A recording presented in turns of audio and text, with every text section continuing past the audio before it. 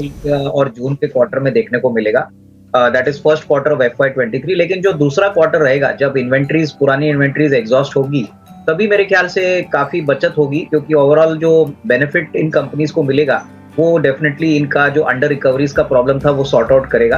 तो मेरे ख्याल से नतीजे जो फर्स्ट क्वार्टर के आएंगे वो शायद थोड़े सॉफ्ट रहेंगे, और ये अंदाजा मार्केट को पहले से होगा।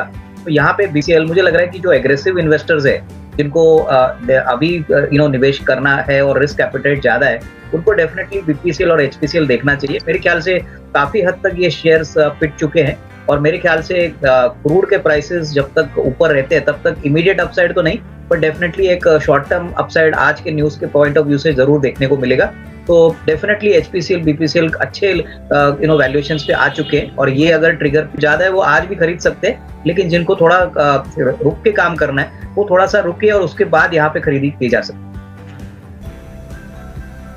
मानसी, मुझे लग रहा है कि नंबर्स तो डेफिनेटली डिसअपॉइंटिंग है, क्योंकि जो इनपुट कॉस्ट है, जैसे कि कोल के कीमत है, पेटकोक के प्राइसेस है, यहाँ पे काफी सिग्निफिकेंट कॉस्ट राइज हो चुका है।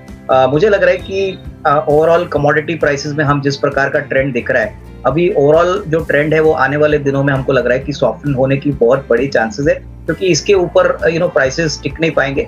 और मुझे लग रहा है कि अगर किसी को FY23 का आउटलुक देखना है, तो मुझे लग रहा है कि सेकंड हाफ ऑफ FY23 में काफी अच्छी बाउंस बैक श्री सीमेंट और ओवर होता है। अभी हाल ही में जो अडानी की डील भी हो गई है, इससे मार्केट्स में ये भी रिपोर्ट चल रहे हैं कि प्राइसिंग पावर सीमेंट सेक्टर का काफी स्ट्रांग रहेगा, जो बड़े प्लेयर्स है, और डेफिनेटली इसका फायदा भी ओवरऑल इंडस्ट्री को मिलेगा।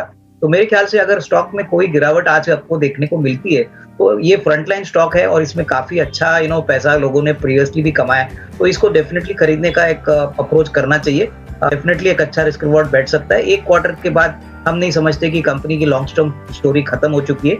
ओवरऑल सीमेंट एक बहुत बड़ा इनपुट प्लेस ओवरऑल इकोनॉमी में रखता है, और अगर लंबी अवधि की बात करें तो मुझे लग रहा है कि कोई भी कमजोरी अगर आज स्टॉक में दिखती है तो इसको एक्यूमुलेशन करके अपने पोर्टफोलियो में जरूर रखिए।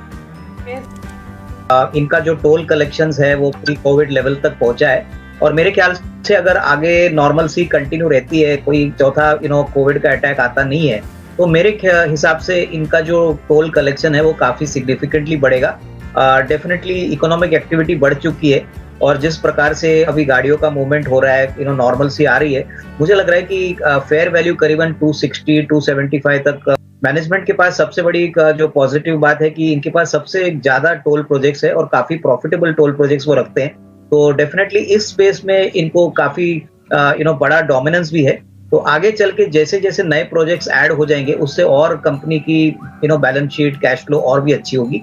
तो I would prefer that even current levels पे अगर कोई खरीदना चाहे तो एक 6 to 12 मंथ्स का टाइम नहीं। इनफैक्ट डिम्पी देखिए, बायबैक प्राइस तो बहुत अट्रैक्ट, 2% या 3% की इक्विटी खरीदी जाती है, तो ये कहना रॉन्ग नहीं होगा कि सारे शेयर होल्डर्स के एक्सेप्ट होंगे कि नहीं। तो मैं समझता हूँ कि देखिए शॉर्ट टर्म में ट्रेंड पॉजिटिव है, बायबैक जब तक कंप्लीट होता है तब तक स्टॉक चर्चा में और सुर्खियों में रहेगा, लेकिन उसके बाद मार्केट देखना चाहेगा कि अर्निंग्स ग्रोथ कितनी आ रही है, क्योंकि ओवरऑल हमने भी वाइब्रेंसी दिखाता है। एक क्लासिक एग्जांपल TCS का है, जहां पे 4,500 रुपए में बायबैक हुआ था, बट बायबैक के बाद स्टॉक ठंडा पड़ जाता है। तो मेरे ख्याल से कोई जल्दबाजी ना करे। मुझे लग रहा है कि जिन निवेशकों को यहाँ पे निवेश भी करना है, मेरे ख्याल से बायबैक के बाद हो सकता है कि आपको एक थोड़ा सा डाउनवर्ड ट्रेंड देखने को मिले। हालांकि अर्निंग्स के नंबर्स काफी अच्छे हैं, बट ओवरऑल अगर किसी को लंबा निवेश करना है तो मैं समझता हूँ कि बायबैक के टाइम पे थोड़ा एक्साइटमेंट ज्यादा होता है, तो उसमें निवेश करना शायद ठीक न रहे। अगर इक्विटी बायबैक होती है तो उससे कोई बड़ी long term wealth creation share holders की होती नहीं, क्योंकि लगातार बायबैक करने के बाद में ही शेयर में तेजी आती है। तो आई वुड सजेस्ट आप होल्ड करिए, और अगर फ्रेश खरीदी करनी है तो बायबैक के बाद मौके आपको शायद और मिलेंगे।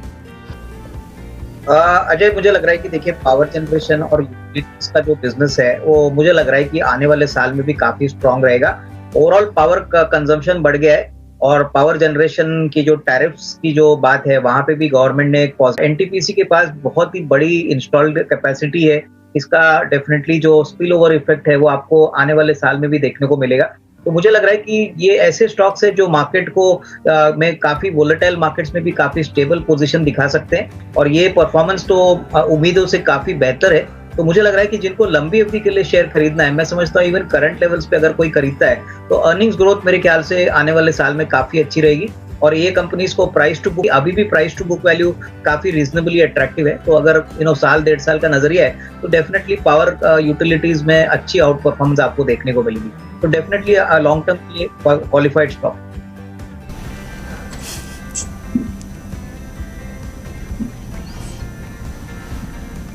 वेल पोजिशन्ड है। और मुझे लग रहा है कि देखिए जिस प्रकार का नंबर रिपोर्ट आया था, तो लग रहा है कि आने वाला साल तो इनके लिए बहुत अच्छा रहेगा।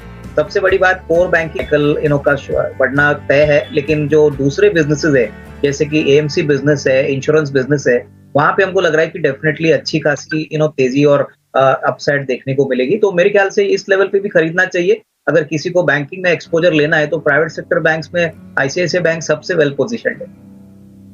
आपको एक डेटा बताता हूं, उसके बाद आप बताइए। कोटक बैंक आज डिम्पी ने आपको दिखाया ही एक डेटा में एचडीएफसी ने देखा कि लास्ट 3 साल में पहली बार ऐसा हुआ है कि क्रेडिट ग्रोथ सिस्टम में वो डिपॉजिट ग्रोथ से ज़्यादा हो गई है और क्रेडिट ग्रोथ जो है वो डबल डिजिट की तरफ जा रही है, 8% के आसपास। ये टॉप 4-5 बैंक्स जो अभी तक रिजल्ट दे चुके हैं उनकी हमने क्रेडिट ग्रोथ देखी इस क्वार्टर में।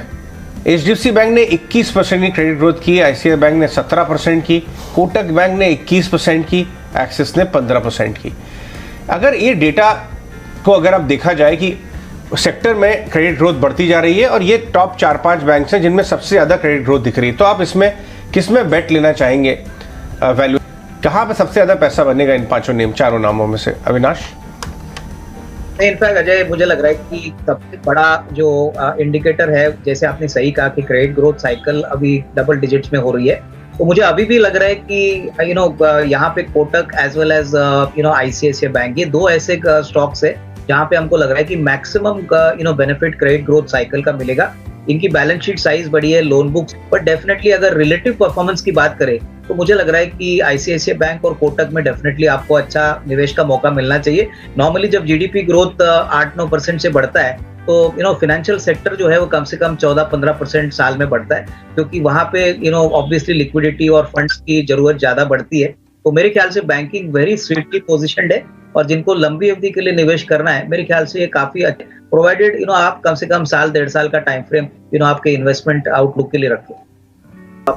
इनफैक्ट अजय, आपने सही कहा कि ये यूनिवर्टर्स बेसिकली आर्टिफिशियल अपहोल्स्ट्री कार्स में बनाते हैं और मारुति इनका काफी बड़ा कस्टमर है। काफी कंपोनेंट्स में जो बड़ी कंपनीज है जैसे कि सुंदरम फास्टनर्स है, भारत फौज है, मदरसन सुमी है, मुझे लग रहा है कि कहीं ना कहीं ऑटो में अगर ग्रीन शूट्स दिख रहे हैं और यहाँ पे वॉल्यूम ग्रोथ का बेनिफिट आएगा, तो ऑब्वियसली ऑटो कंपोनेंट का जो काफी बड़ा डोमेस्टिक एंड एक्सपोर्ट एक्सपोजर रखते हैं, इनके लिए काफी अच्छी परफॉर्मेंस की एक ट्रेंड चालू हो जाएगी। और ओवरऑल अगर स्टील का मार्केट भी सॉफ्ट होता है तो स्टील की कीमतें भी अगर सॉफ्ट होती है तो इनके लिए ऑब्वियसली रॉ मटेरियल कॉस्ट भी कम होंगे। तो दोनों ही सेक्टर्स में आपको डेफिनेटली अच्छी खासी अर्निंग्स ग्रोथ आने वाले साल में देखने को मिलेगी।